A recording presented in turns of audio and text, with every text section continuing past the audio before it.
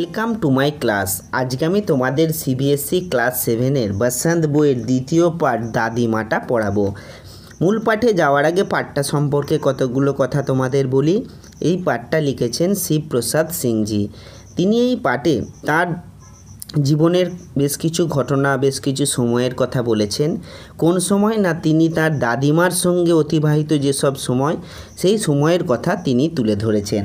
এই পাঠে তিনি একদিকে যেমন তার প্রতি তার দাদিমার স্নেহ, প্রেম, যত্ন, ভালোবাসার কথা প্রকাশ পেয়েছে, অপরদিকে তেমনি দাদিমার প্রতিও লেখকের একটা ভালোবাসার কথা প্রকাশ পেয়েছে। দাদিমা তার শুধুমাত্র তার প্রতি নয়, পার্শ্ববর্তী পাড়া প্রতিবেশীর প্রতিও যেভাবে যত্নশীল ছিলেন এবং পরোপকারী মানুষ ছিলেন, সেসব কথাও লেখক তার এই পাঠে বিভিন্ন ঘটনার মধ্য দিয়ে তুলে ধরেছেন।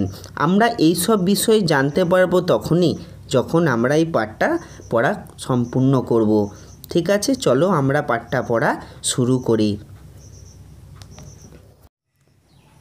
कमज़ोरी ही है अपनी, पर सच तो यही है कि ज़रा सी कठिनाई पड़ते बीसों गर्मी, बरसात और बसंत देखने के बाद भी मेरा मन सदा नहीं तो प्रायः अनमोना सा हो जाता है। लेखक एखाने बोलছেন दीर्घ प्राय 20টা गरम, बर्षा एवं बसंत अर्थात दीर्घ अनेक गरमकाल, बर्षाकाल एवं बसंतकाल पार करे एसेও আমি যখন কোনো সমস্যার সম্মুখীন হই তখন সর্বদা নয়, মাঝে মাঝে আমার মনটা যেন একটু অন্যমনস্ক হয়ে যায়। मेरे शुभचिंतक मित्रों, मुँह पर मुझे प्रसन्न करने के लिए आने वाली छुट्टियों की सूचना देते हैं और पीठ पीछे मुझे कमज़ोर और ज़रा सी प्रतिकूलता से घबराने वाला कहकर मेरा मजाक उड़ाते थे। অর্থাৎ লেখক বলছেন, আমার যারা ভালো ভালো ভাবনাকারী অর্থাৎ আমার শুভ চিন্তাকারী যে সমস্ত আমার বন্ধুরা ছিল, তারা আমার সামনে আমাকে এটা বলে খুশি করতো যে নাকি আমার সামনে ছুটি আসছে, সেই ছুটিতে আমি নাকি বাড়ি যেতে পারবো। ঠিক আছে, এবং ওই ছুটির কথা তারা বলছে, এটা বলে আমাকে খুশি করছে। কিন্তু তারা এবার আমার অবর্তমানে আমাকে দুর্বল এবং আমাকে সামান্য সমস্যার সম্মুখীন হলে যে আমি ঘাবড়ে যাই, এগুলো বলে আমার নামে তারা হাসাহাসি করে। मैं सोचता हूँ अच्छा अब कभी उन बातों को ना सोचूंगा। লেখক নিজেকেই বলছেন, নিজের মনে মনেই ভাবছেন যে ঠিক আছে, ওই সব কথাগুলো নিয়ে আমি আর কখনো ভাববো না। ঠিক है जाने दो, सोचने से होता ही क्या है। এবং লেখক আবার নিজের মনেই বলছেন ঠিক আছে, বাদ দাও, ওইসব ভেবে আর কি হবে। पर बरबस मेरी आँखों के सामने शरद की शीत किरणों के समान स्वच्छ शीतल किसी की धुंधली छाया नाच उठती है। অর্থাৎ লেখক কি বলছেন, তবে আমার চোখের সামনে একটি পরিষ্কার স্বচ্ছ শীতল কারো একটা ধুন্ধুলি ছায়া মানে অস্পষ্ট ছায়া শরৎকালের শীতল রশ্মির মতো নেচে উঠছে। मुझे लगता है जैसे कवार के दिन आ गए हैं। লেখকের মনে হচ্ছে যেন আশ্বিন মাস এসে গেছে, অর্থাৎ বর্ষাকালের পরে সময় এসে গেছে। मेरे गाँव के चारों ओर पानी ही पानी हिलोरे ले रहा है।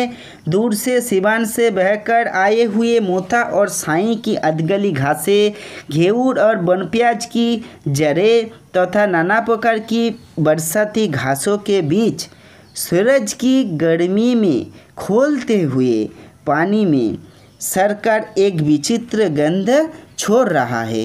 লেখক এখানে বলছেন যে বর্ষাকালের পর চারিদিকে জলে ভরে গেছে এবং মোথা और সাই নামক বিভিন্ন ঘাস এবং বিভিন্ন বনস্পতি, ছোট ছোট শিকড় সমেত বিভিন্ন বনস্পতি, ছোট ছোট গাছ, তারা বিভিন্ন জায়গায় জন্মে উঠেছে এবং জল বৃষ্টি হওয়ার ফলে এক ধরনের গন্ধ উঠছে, বিচিত্র ধরনের একটা গন্ধ উঠছে।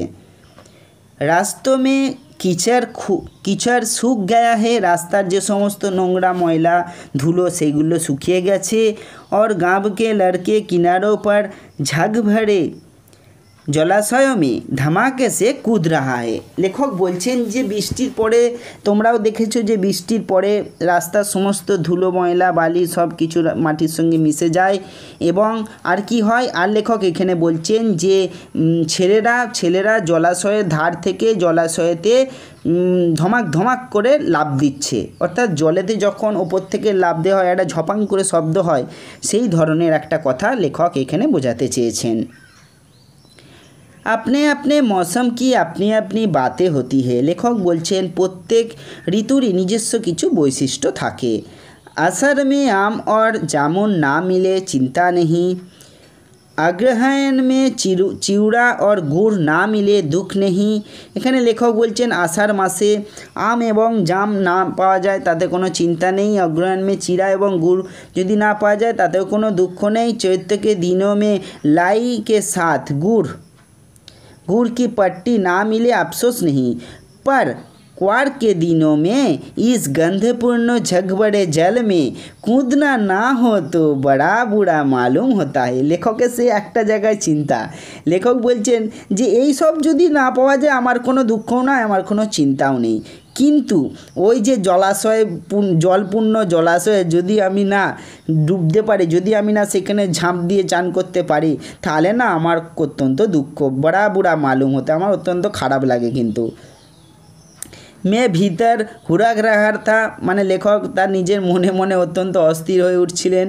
হ্যাঁ, কখন যাব, কখন যেতে পারবো সেই জলাশয়ে এবং স্নান করব এই ভেবে। दो एक दिन ही तो कूद सका था, নাহা ধোকার বিমার হয়ে গেয়া। লেখক সেখানে জলাশয়ে স্নান করতে গেছিলেন, কিন্তু লেখক 2-1 দিন যাওয়ার পরেই না লেখকের শরীর খারাপ হয়ে গিয়েছিল। হালাকি বিমারি না জানে কিউ মুঝে আচ্ছি লাগতি হে। বলছে লেখক আবার একটা অন্য কথা বলছেন যে এই যে বিমারি, এই যে শরীর খারাপ, আমার যেন একটা ভালো লাগে। थोड़ा थोड़ा जर हो सर में साधारण दर्द और खाने के लिए दिन भर नींबू और साबु। বলছে হালকা হালকা জ্বর থাকবে এবং মাথায় একটা হালকা ব্যথা ব্যথা লাগবে এবং খাওয়ার জন্য সারাদিন নিম্বু এবং লেবু এবং সাবু থাকবে। लेकिन इस बार ऐसी चीज़ नहीं थी, কিন্তু এইবার মানে এই যে লাস্টে লেখক যেই সময়ের কথা বলছেন, যেই জ্বরটার কথা বললেন, সেই সময়ের জ্বরটা কিন্তু আগের মতো ছিল না যে এসেই চলে গেল জ্বরটা ঠিক হয়ে গেল, সেরকম নয়। দেখো জ্বর জো চড়া তো চড়তা হি গয়া, মানে জ্বরটা আসছিল এবং আসার পর ক্রমশ জ্বরটা বেড়েই যাচ্ছিল। रज़ाई पर रज़ाई और उतरा रात 12 बजे के बाद, এবং লেখকের এই জ্বরটা রাত 12টার পরে কমেছিল। दिन में मैं चादर लपटे सोया था, दादी माँ आई शायद नहा कर आई थी उसी झगबड़े जल में। দিনের বেলা লেখক গায়ে চাদর দিয়ে শুয়েছিলেন এবং তার দাদিমা সেই জলাশয়ের জলে স্নান করে বাড়ি এলেন। पतले दुबले स्नेहसने শরীর पर सफ़ेद किनाराहीन धोती। দাদিমা ছিল রোগা ধরনের এবং স্নেহময়, তার শরীরে সাদা কাপড় তিনি পরেছিলেন। सर से सफ़ेद बालों की सिरों पर सद्য टपके हुए जल की शीतलता, এবং তার সেই সাদা চুল থেকে ক্রমশ শীতল জল ক্রমশ নিচে পড়ছে। आते ही उन्होंने सर पेट छुए, এবং আসার পরেই দাদিমা বাড়িতে আসার পরেই লেখকের মাথা এবং পেট স্পর্শ করেন। आंचल की गांठ खोली, किसी अदृश्य शक्तिधारी के चबूतरे की मिट्टी मुँह में डाली, माथे पर लगाई, এবং এসেই দাদিমা তার আঁচলের গিঁট খুলে কোনো এক অদৃশ্য শক্তিধরীর বাড়ি থেকে নিয়ে আসা মাটি লেখকের মুখে দেন এবং লেখকের মাথায় লাগান। দিন রাত চারপাই কে পাশ बैठी, এরপর লেখকের দাদিমা তার লেখকের যে জ্বরের সময় লেখকের দাদিমা কোথায় থাকতেন, তার প্রতি কী সেবা শুশ্রূষা করতেন, সেইগুলো সম্পর্কে বলা হচ্ছে। কোশ্চেন আসতে পারে। दिन रात चारपाई के पास बैठी रहती, कभी पंख झलती, कभी जलते हुए हाथ पैर कपड़े से सहलाती, सर पर दालचीनी का लेप करती और 20 बार छू छू कर जड़ का अनुमान करती। ঠিক আছে, অর্থাৎ দাদিমা দিনরাত তার মাথার কাছে বসে থাকতেন, তার শরীরে যে অত্যন্ত জ্বর যখন আসতো তখন তাকে তার হাতে পায়ে জল দিতেন, জল দিয়ে হাত পা ঠান্ডা করতেন এবং মাথায় দারুচিনির একটা প্রলেপ দিতেন এবং 20 বার এবং অনেকবার অর্থাৎ 20 বারেরও বেশি অর্থাৎ অনেকবার অর্থাৎ লেখকের মাথায় হাত দিয়ে জ্বরটাকে অনুমান করতেন। সেই সময় লেখক কী প্রশ্ন করতেন দাদিমাকে সেইটা সম্পর্কেও পড়তে পারে। हाड़ी में पानी आया कि नहीं, उसे पीपल की छाल से छोका कि नहीं, खिचड़ी में मूंग की दाल एकदम मिल तो गई है, कोई बीमार के घर में सीधे बाहर से आकर तो नहीं चला गया, आदि लाखों प्रश्न पूछ कर घर वालों को परेशान कर देती। অর্থাৎ লেখক এই সময় নানা ধরনের প্রশ্ন করতেন যে হাঁড়িতে জল দেওয়া হয়েছে কি না, পিপল কি ছাল সে ছোকা কি নেই, সেটাকে পিপলের ছাল দিয়ে ছোকা হয়েছিল কি না, খিচুড়িতে মুগের ডাল মিশে গেছে কি না, এবং এই বিমার অর্থাৎ রোগগ্রস্তের বাড়ি থেকে বাইরে থেকে কেউ এসে কিছু না পেয়ে আবার ফিরে যায়নি তো। এই সমস্ত লাখো প্রশ্ন, অনেক হাজার প্রশ্ন অর্থাৎ লাখো প্রশ্ন করে সবাইকে একটা অতিষ্ঠ করে দিতেন লেখক। दादी माँ को गवाई गाँव के 50 किस्म की दवाओं का नाम याद थे। দাদিমার বিভিন্ন ধরনের অনেক রোগের ওষুধের কথা দাদিমা जानतें। गाँव के कोई बीमार होता उसके पास पहुँचती और वहाँ भी वही काम। গ্রামের যদি কেউ অসুস্থ হতেন তখনও দাদিমা তার কাছে যেতেন এবং এই একই কাজ করতেন। একই কাজ মানে লেখকের অসুস্থতার সময় দাদিমা যেমন করতেন তাদের প্রতিও দাদিমা সেইরূপ ব্যবহার করতেন, অর্থাৎ তাদের প্রতিও দাদিমা সেইরূপ সেবা শুশ্রূষা করতেন। হাত ছুনা, মাথা ছুনা, পেট ছুনা, অর্থাৎ কোনো ডাক্তারবাবু যখন আমাদেরকে দেখেন তখন জ্বর দেখেন, তখন আমাদের হাতের নাড়িটা দেখেন, আমাদের পালসটা দেখেন, আমাদের পালসটা কত তাড়াতাড়ি ছুটছে, অর্থাৎ আমাদের মাথা দেখেন জ্বরটা কত আছে, এগুলোও তো দেখেন। সেরকমই দাদিমা সেইগুলোই দেখতেন। হাত ছুনা, মাথা ছুনা, पेट छूना। फिर भूत से लेकर मलेरिया, सरसाम, निमोनिया तक का अनुमान विश्वास के साथ सुनाती। অর্থাৎ কারো কোনো শরীর খারাপ হলে দাদিমা যেতেন এবং তার হাত মাথা এবং পেট স্পর্শ করতেন এবং তারপরেই দাদিমা বলে দিতেন যে তার ম্যালেরিয়া, সারসাম, নিউমোনিয়া কোন ধরনের রোগ হয়েছে, সেটা অত্যন্ত বিশ্বস্ততার সহিত অর্থাৎ অত্যন্ত বিশ্বাসপূর্ণভাবে নিজের প্রতি অত্যন্ত সতর্কতার সহিত দাদিমা একটা কনফিডেন্সের সাথে বলে দিতেন আর কি। महामारी और विषुचिका के दिनों में रोज़ सवेरे उठकर स्नान के बाद लवंग और गुड़ मिश्रित जलधार गुग्गल और धूप। महामारी এবং विषुचिका মানে ছুঁয়ে দিলে যে রোগ হয়ে যায়, ছোঁয়াচে রোগের দিনগুলোতে দাদিমা সকালে উঠে লবঙ্গ এবং গুড় মিশ্রিত জলধার পান করতেন এবং গুগল ও ধূপ জ্বালাতেন। সাফাই করে উনসে শিখলে দাদিমা অত্যন্ত পরিষ্কার পরিচ্ছন্ন ছিলেন এবং বেশ কিছু সময় দাদিমা রেগে যেতেন যেগুলোর অভাব হতো। সেগুলো কি, दवा में देर होती, मिश्री या शहद ख़त्म हो जाता, चादर या गिलाफ नहीं बदल ले जाते तो वो जैसे पागल हो जाती। অর্থাৎ ওষুধ দিতে যদি দেরি হতো, ওষুধ যদি শেষ হয়ে যেত এবং চাদর যদি বদলানো না হতো তখন দাদিমা অত্যন্ত রেগে যেতেন। এরপর লেখক তার নিজের সম্পর্কে বলছেন এই সময় দাদিমা তো তার কাছে নেই এবং এই সময় জ্বর হলে কারা তার সেবা শুশ্রূষা করেন সেটা সম্পর্কে লেখক বলছেন। দেখো, नौकर पानी दे जाता, मेष महाराज अपने मन से पकाकर खिचड़ी या साबू डॉक्टर साहब आकर नाड़ी देख जाते हैं और कुनेन मिक्सचर की शीशी की तिताई के डर से बुखार भाग भी जाता है, पर ना जाने क्यों ऐसे बुखार को बुलाने का जी नहीं होता। এই সময় মানে বিভিন্ন বাড়িতে কাজ করা বিভিন্ন লোকেরা তাকে জল দিয়ে যেত, মেষ মহারাজ খাবার খিচুড়ি এবং সাবু বানাতো, ডাক্তারবাবু এসে তার নাড়ি দেখতেন এবং যে শিশির সেই তেতো ওষুধের জন্য তার জ্বর যেন ভয়েতে চলে যেত। ঠিক আছে, এবং এই জ্বরটাকে লেখক যেন এই জ্বরটাকে আর আহ্বান করতেন না, কারণ আগে আমরা দেখেছিলাম জ্বরটা যেন লেখকের ভালো লাগতো, কিন্তু এখন আর লেখকের জ্বরটা ভালো লাগছে না, দাদিমা লেখকের সাথে এখন আর নেই। এরপরে একটা ঘটনার কথা লেখক বলছেন। দেখো, বলছে किसान भैया की शादी ठीक हुई, दादी माँ के उत्साह और आनंद का क्या कहना, दिन भर गायब रहती।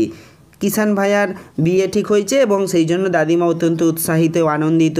সারাদিন দাদিমা গায়েব থাকতেন এবং সারাদিন যেন ঘরটাকে দাদিমা একাই রেখেছেন।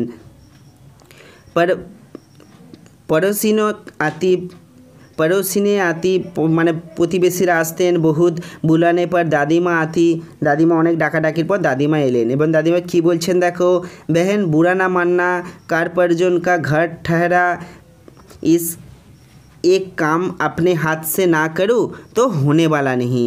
বলছে বোন খারাপ মনে করো না, হ্যাঁ কোনো কাজ যদি আমি নিজে হাতে না করি তাহলে কোনো কাজটাই হবে না। जानने को ये सभी जानते हैं कि दादी माँ कुछ करती नहीं, पर किसी काम में उनकी অনুপস্থিতি বহুত বিলম্ব কা কারণ বান যাতা। এটা সবাই জানতেন যে দাদিমা খুব একটা কাজ করতে পারতেন না, কারণ তার বয়স ছিল, তিনি বয়স্ক বৃদ্ধ, সেই জন্য। কিন্তু সব কাজেই দাদিমার অনুপস্থিতি কিন্তু একটা দেরি হতো, অর্থাৎ দাদিমার জন্য সবাই একটা অপেক্ষা করে থাকতেন। उन्हीं दिनों की बात है, एक दिन दोपहर को मैं घर लौटी। লেখক এবার বলছেন একদিনের কথা, যেদিন দুপুরবেলা লেখক বাড়ি ফিরলেন। बहरी निक्सर में दादी माँ किसी पर बिगड़ रही थी।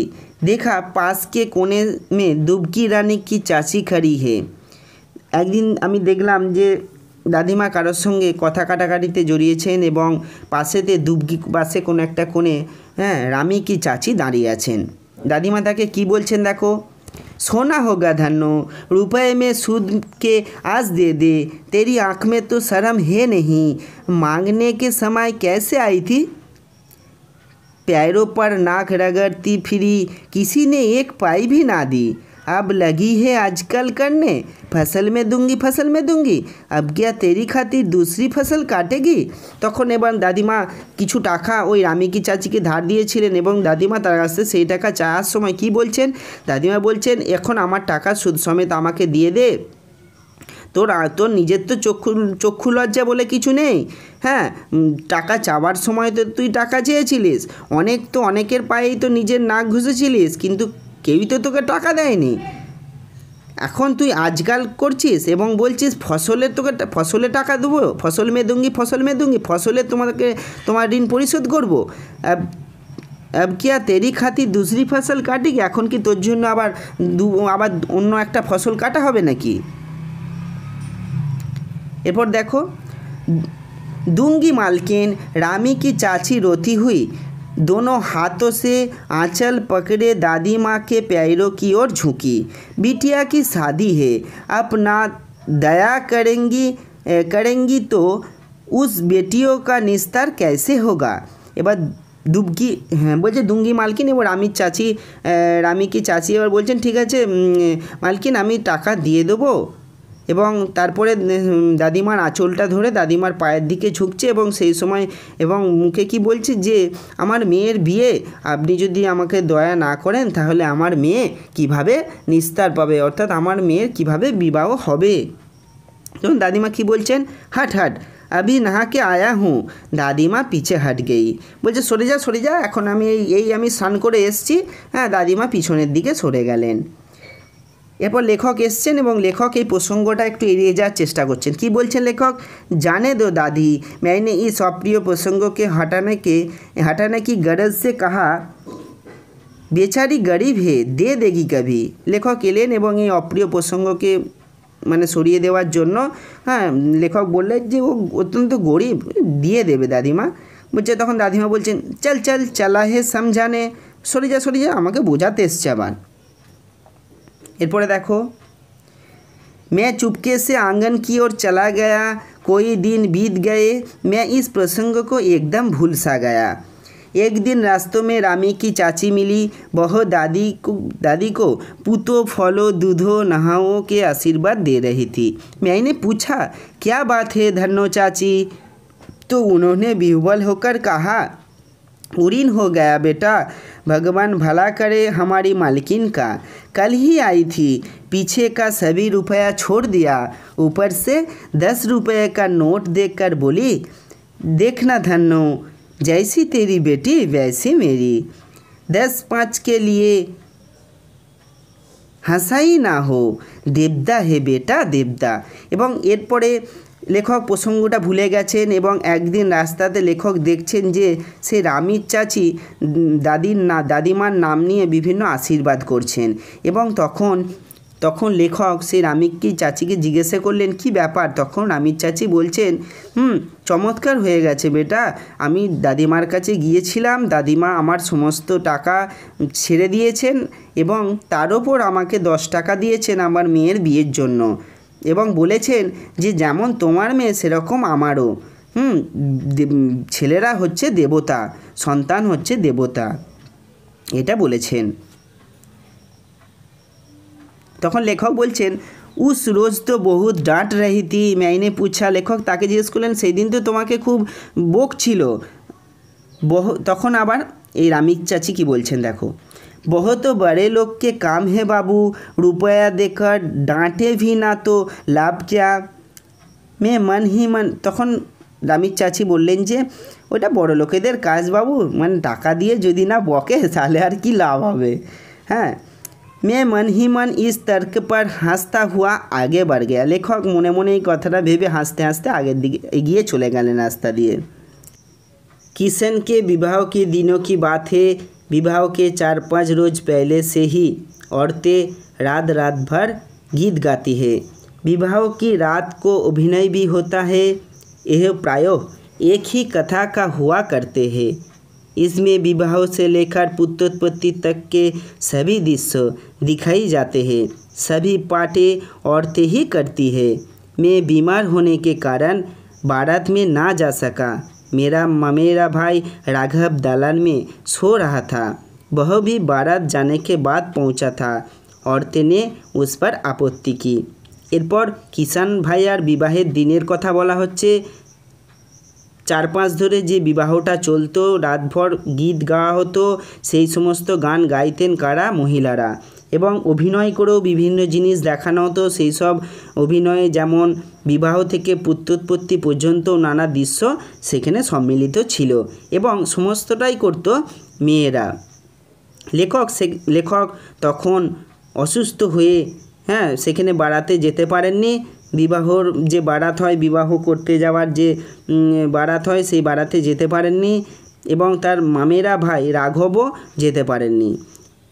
এবং এই যে লেখক ওইখানে শুয়েছিলেন, এটা পরে বলা হচ্ছে, লেখক ওইখানেই শুয়েছিলেন এবং সেই সময় তো নাচ গানা হচ্ছিল। মেয়েদের একটা আপত্তি ছিল যে ছেলেদের ওইখানে থাকা চলবে না। দাদিমা बिगड़ी, लड़के से क्या फ़ायदा, लड़के और ब्रह्मा का मन एक सा होता है। দাদিমা বলছেন যে ছেলেদিকে নিয়ে এত ভাবনা কিসের, ছেলে এবং ব্রহ্মার মন এক ही होता है। मुझे भी पास ही एक चरपाई पर चादर उड़ाकर दादी माँ ने चुपके से सुला दिया था। बड़ी हंसी आ रही थी। सोचा कहीं जोर से हंस दूँ, भले भेद खुल जाए तो निकल बाहर किया जाएगा। पर भाभी की बात पर हंसी रुक न सकी और भंडाफोड़ हो गया। लेखक সেখান থেকে মানে চাদর গায়ে চাদর দিয়ে চারপাইয়ের ওপর দাদিমা লেখককে শুইয়ে রেখেছেন এবং লেখক তো সেখান থেকে সবই দেখতে পাচ্ছেন, শুনতে পাচ্ছেন। এইসব দেখে শুনে লেখকের হাসি পাচ্ছে এবং লেখক ভাবছেন আমি যদি হেসে ফেলি তাহলে কিন্তু আমি ধরা পড়ে যাব। এবং ভাবির একটা কথাতে লেখক হেসে ফেলেন এবং লেখক ধরা পড়ে যান। देबू की माँ ने चादर खींच ली। कहो दादी यह कौन बच्चा सोया है, बेचारा रोता है शायद, दूध तो पिला दूँ। हाथापाई शुरू हुई। दादी माँ बिगड़ी, लड़के से क्या लगती है। এবার দেবুর মা দেখতে যান যে ওই ছেলেটা কে, চাদরের নিচে কে আছে। দেবুর মা চাদরটাকে টেনে সরায় এবং দেখে যে বাচ্চা। তখন লেখক একটু কাঁদো কাঁদো ভাব করে ফেলে, যে ধরা পড়ে যাওয়ার ব্যাপার। তো তখন লেখক কাঁদো কাঁদো ভাব লেখককে দেখে তখন বলছে এ তো কাঁদছে, একে দুধ কিছু তো খাইয়ে দেওয়া উচিত। তখন দাদিমা অত্যন্ত রেগে যান এবং বলেন লড়কে সে কিউ লাগতি হে, ছেলের পিছনে কেন লাগছে তোমরা, এই ছেলেটার পিছনে। পরের দিন সকালে দেখো, সুবহ রাস্তে মে দেবু কি মা মিলি কালবালা বাচ্চা ভাবি। রাস্তায় দেবুর মায়ের সঙ্গে দেখা সামনাসামনি হয়ে গেছে, দেবুর মা চিনতে পেরে গেছে। তখন দেবুর মা ভাবিকে বলছে, কালবালা বাচ্চি ভাবি মে वहाँ से जोर से भागा और दादी माँ के पास जा खड़ा हुआ। वस्तुतः किसी प्रकार का अपराध हो जाने पर जब हम दादी माँ की छाया में खड़े हो जाते अभयदान मिल जाता। लेखक এবার পরের দিন সকালে তো দেবুর মায়ের সামনাসামনি হয়ে গেছে, সেই যে সামনাসামনি হয়ে গেছে সেটা দেখে লেখক দৌড়ে দাদিমার কাছে, দাদিমার ছত্রছায়ায় চলে গেছে। এবং লেখকের একটা অনুভূতি, একটা লেখক সবসময় একটা যেটা দেখতেন যে কোনো অপরাধ করলে তিনি যখন দাদিমার কাছে চলে যেতেন তখন যেন তিনি একটা মনে একটা অভয় দান পেতেন, অর্থাৎ মনে যেন একটা সাহস পেতেন। দেখো, स्नेह और ममता की मूर्ति दादी माँ की एक एक बात आज कैसे कैसे मालूम होता है। लेखक बोलছেন যে সে স্নেহ মায়া মমতাপূর্ণ দাদিমার এক একটা কথা আজকে যেন খুবই মনে পড়ে। परिस्थितियों का वाक्यचक्र जीवन की सूखे पत्ते सा कैसा नचाता है, इसे दादी माँ খুব জানতি থি। বলছে পরিস্থিতির যে ঘটনাক্রম, সেই ঘটনাক্রম যেমন কেমনভাবে জীবনকে শুকনো পাতার মতো নাচায় সেটা দাদিমা খুব ভালোভাবে জানতেন। দাদা কি মৃত্যুকে বাদ সে হি वे बहुत उदास रहती। দাদার মৃত্যুর পর থেকেই তিনি অত্যন্ত উদাস থাকতেন। সংসার উन्हें ধোকে কি टट्टी मालूम होता है। সংসারটা যেন তাকে একটা ছলনার জায়গা মনে করতেন তিনি। দাদা নে উনি স্বয়ং যে ধোকা দিয়া, কারণ দাদাই তাকে ধোকা দিয়েছিলেন এবং দাদা তাকে কি কথা দিয়েছিলেন, হ্যাঁ, যেই কথা দাদা রাখেননি সেই জন্যই দাদিমা ধোকা খেয়েছিলেন। সেই কথাটা কি, वे सदा उन्हें आगे भेजकर अपने पीछे जाने की झूठी बात कहा करते थे। অর্থাৎ দাদা দাদিমাকে বলতেন যে আগে তোমাকে আমি পাঠাবো, তারপর আমি নিজে মৃত্যুবরণ করব, আগে তোমার মৃত্যু হবে তারপর আমার। কারণ এইটা এই কারণেই বলতেন, কারণ দাদিমা দাদাকে তো খুব ভালোবাসতেন, সেই জন্য দাদা যদি আগে চলে যান দাদিমা খুব কষ্ট পাবেন। সেই কষ্ট লাঘব করার জন্যই তো দাদা দাদিমাকে এই কথা বলতেন যে তুমি আগে যাবে, কারণ আমি আগে গেলে তুমি তো কষ্ট পাবে, সেই জন্য তুমি আগে যাবে তারপরে আমি যাব, তুমি কষ্ট পাবে না। কিন্তু এই কথাটা কিন্তু রাখা যায়নি, ঘটনাচক্রে দাদারই আগে মৃত্যু হয়ে যায়। दादा की मृत्यु के बाद कुकुरमुत्ते की तहत कुकुरमुत्ते की तरह बढ़ने वाले मुँहों में राम बगल में छुरी वाले दोस्तों की शुभ चिंता ने स्थिति और भी ডামাডোল कर दी। ঠিক আছে, দাদার মৃত্যুর পর হ্যাঁ পরিস্থিতি আরও খারাপ হয়ে যায় এবং যে সমস্ত পরিজন যারা মুখে রাম এবং পিছনে ছুরি মারে সেসব বন্ধুবান্ধব তারা পরিস্থিতিকে আরও খারাপ করে দেয়। दादा के साध्य में दादी माँ के मना करने पर भी पिताजी ने जो अतुल संपत्ति व्यय की वह घर की तो थी नहीं। दादार मृत्युर समय लेखकेर पिता जे प्रचुर परिमाण अर्थ व्यय करेছিলেন दादार श्राद्धर काजे, हाँ সেই সব অত তো অর্থ তার ঘরে ছিল না, অনেক অর্থ লেখকের পিতা ধার করেছিলেন। दादी माँ अक्सर उदास रहा करती। माघ के दिन थे, कड़ाके का ज़रा पड़ रहा था, पिछुआ का सन्नाटा और पाले की शीत हड्डियों में घुसी पड़ती। অর্থাৎ দাদিমা একটু উদাস হয়ে গেছিলেন দাদাজি চলে যাবার পর। ঠিক আছে, এছাড়া আর একটা সময়টা কেমন ছিল, মাঘ মাস ছিল, অত্যন্ত শীতকাল, এত ঠান্ডা পড়েছে যেন শরীরের ভিতর হাড়কেও ঠান্ডা করে দিচ্ছে। আর একটা ঘটনার কথা লেখক বলছেন, দেখো, शाम को मैंने देखा दादी माँ गीली धोती पहने कोने वाले घर में एक सिंदूक पर दिया जलाए हाथ जोड़कर बैठे हैं। लेखक बोलছেন সন্ধ্যেবেলা আমি দেখলাম দাদিমা একটা ঘরের কোণে একটা সিন্দুকের ওপর প্রদীপ জ্বালিয়ে হাত জোর করে বসে আছেন। उनकी स्नेहकातर आँखों में मैंने आंसू कभी नहीं देखे थे। मैं बहुत देर तक मन मरे उनके पास बैठा रहा। उन्होंने आँखें खोली। दादी माँ, मैंने धीरे से कहा। লেখক বলছেন যে তার স্নেহপূর্ণ চোখেতে দাদিমার চোখেতে কখনো লেখক আঁসু দেখেননি, অর্থাৎ অশ্রু দেখেননি। ঠিক আছে, লেখক অনেকক্ষণ চুপ করে বসছিলেন এবং তারপরে দাদিমা যখন চোখ খুলল তখন লেখক আস্তে করে বললেন, দাদিমা। তখন দাদিমা বলছেন, क्या है रे, तू यहाँ क्यों बैठे है? कि रे तू एखाने केन बसे आछिस? दादी माँ, एक बात पूछूं, बताओगी ना? मैंने उसकी स्नेहपूर्ण आँखों की ओर देखा। লেখক দাদিমার চোখের দিকে তাকিয়ে বললেন যে কি দাদিমা, তোমাকে একটা কথা জিজ্ঞেস করব, তুমি আমাকে বলবে? এ দেখো দাদিমা বসে আছে। তারপরে দেখো দাদিমা বলছে, क्या है पूछ, तुम रोती थी। বলছে কী রে, জিজ্ঞেস কর। তখন লেখক বলছেন, तुम रोती थी, তুমি কাঁদছিলে দাদিমা? दादीमा मुस्कुराई, पागल, तूने अभी खाना भी नहीं खाया ना, चल चल। তখন দাদিমা হেসে বললেন, পাগল ছেলে, তো এখন তো খাবার খাসনি, চ চ। ধুতি তো बदल लो दादीमा, मैंने कहा। বলছে দাদিমা তুমি তোমার কাপড়টা তো বদলে নাও। मुझे, তখন দাদিমা বলছেন, मुझे सर्दी गर्मी नहीं लगती बेटा, वो मुझे खींचती रसोई में ले गई। তখন দাদিমা বলছে আমাকে ঠান্ডা গরম কিছু লাগে না বেটা। তারপর লেখককে দাদিমা টেনে নিয়ে কোথায় গেলেন না, রান্নাঘরে গেলেন।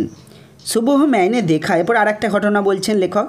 सुबह मैंने देखा चारपाई पर बैठे पिताजी और किशन भैया मन मारे कुछ सोच रहे हैं। ঠিক আছে, লেখক বলছেন সকালবেলা আমি দেখলাম একটা জায়গার ওপর আমার পিতা এবং কিষান ভাইয়া বসে কিছু চিন্তাভাবনা করছে। दूसरा चारा ही क्या है, এবং চিন্তাভাবনা করা ছাড়া আর কি মানে আর কিছু করার নেই। बाबू बोले, रुपया कोई देता नहीं, कितने को तो अभी पिछले भी बाकी है। वह रोने रोने से ही हो गए। ঠিক আছে, তখন বাবু বললেন যে অনেক কেউই টাকা দিচ্ছে না, আবার অনেকের টাকা বাকি আছে। এই কান্না মানে এইভাবে এই কথা ভাবতে ভাবতে তারা যেন একটা কান্নার মতো তাদের ভাব জন্মেছিল বা তারা কাঁদতে থাকলো। তখন দাদিমা কি বলছে দেখো, रोता क्यों रे, दादीमा ने उनका माथा सहलाते हुए कहा, मैं तो अभी हूँ ही। बोलছে তোরা কেন কাঁদছিস? हाँ, আমি তো এখনও আছি নাকি? उन्होंने सिंदूक खोलकर एक चमकती सी चीज़ निकाली। तेरे दादा ने यह कंगन मुझे इसी दिन के लिए पहनाया था। उनका गला भर आया, मैंने इसे पहना नहीं, इसे सहज कर रखती आई हूँ। यह उनके वंश की निशानी है। उन्होंने आंसू पोंछकर कहा, पुराने लोग आगा पीछा सब सोच लेते थे बेटा। अर्थात तार पिता एवं तार ভাইয়া যে কাঁদছিল বা তারা যে চিন্তিত ছিল সেই পরিস্থিতিতে দাদিমা এসে কি বলছেন, তোরা কেন কাঁদছিস, আমি তো এখনও আছি। এবং দাদিমা সিন্দুক থেকে একটা সোনার বালা বের করে এনে দাদিকে দিলেন এবং বললেন যে এইটা তোমার দাদাজি আমাকে দিয়েছিলেন এবং এইটাকে আমি অত্যন্ত যত্ন সহকারে রেখেছি, এইটা আজকের দিনের জন্যই আমাকে দিয়েছিলেন হয়তো। হ্যাঁ, তখন এবারে লেখক বলছেন পুরনো লোকেরা আগে পিছন সব কিছুই মানে কোনো কিছু করার আগে এবং ঘটনাটা হওয়ার পরের বিষয় সব কিছু তারা ভেবে রাখে আর কি। একদম শেষের জায়গায় আমরা চলে এসেছি। সচমুচ মুঝে দাদিমা সাপভ্রষ্ট দেবী সি লাগি। বলছে সত্যি করেই দাদিমা যেন আমার কাছে একজন পাপমুক্ত একজন দেবীর মতো লেগেছিল। ধুন্দুলি ছায়া বিলীন हो गई। मैंने देखा दिन काफ़ी चढ़ आया है। पास के लंबे खजूर के पेड़ से उभरकर एक कौवा अपनी घिनौनी काली पंखे फैलाकर मेरी खिड़की पर बैठ गया। ঠিক আছে, লেখক দেখলেন যে সেই দাদিমার যে হালকা ছায়া সেটা আস্তে আস্তে বিলীন হয়ে গেল। পাশের খেজুর গাছ থেকে একটা কৌয়া, হ্যাঁ একটা পাখি সেখান থেকে উড়ে যেয়ে তার লেখকের জানালায় গিয়ে বসলো এবং একটা কাক ঠিক আছে, একটা কাক তার কালো ডানা মেলে গিয়ে লেখকের জানালায় গিয়ে বসলো। হাত মে अब भी किशन भैया का पत्र काँप रहा है। লেখকের হাতে এখনও সেই কিষণ ভাইয়া যে পত্রটা পাঠিয়েছে সেই পত্রটা অর্থাৎ সেই চিঠিটা লেখকের হাতে যেন কাঁপছে। এবং काली चिट्ठियों सी कतारें भूमिल हो रही है। आँखों पर विश्वास नहीं होता। मन बार बार अपने से ही पूछ बैठता है, क्या सचमुच दादी माँ नहीं रही? এবং লেখকের যেন মনে হচ্ছে লেখকের দাদিমা তো মারা গেছে এবং সেই মারা যাওয়ার খবর হ্যাঁ কিষাণ ভাইয়া একটা চিঠিতে লিখে পাঠিয়েছে, সেই চিঠি লেখকের হাতে আছে এবং লেখকের যেন সেই চিঠি পড়তে কাঁপছে, হাত কাঁপছে লেখকের, হ্যাঁ, এবং লেখক যেন চোখে ঝাপসা দেখছেন এবং লেখকের যেন বিশ্বাস হচ্ছে না যে কি সত্যি দাদিমা আর নেই, হ্যাঁ, সেই দেবী স্বরূপ দাদিমা কি আর নেই আমাদের মধ্যে। ঠিক আছে, আজকে পাঠটা তোমাদের পড়ানো কমপ্লিট করলাম। ঠিক আছে, থ্যাংক ইউ।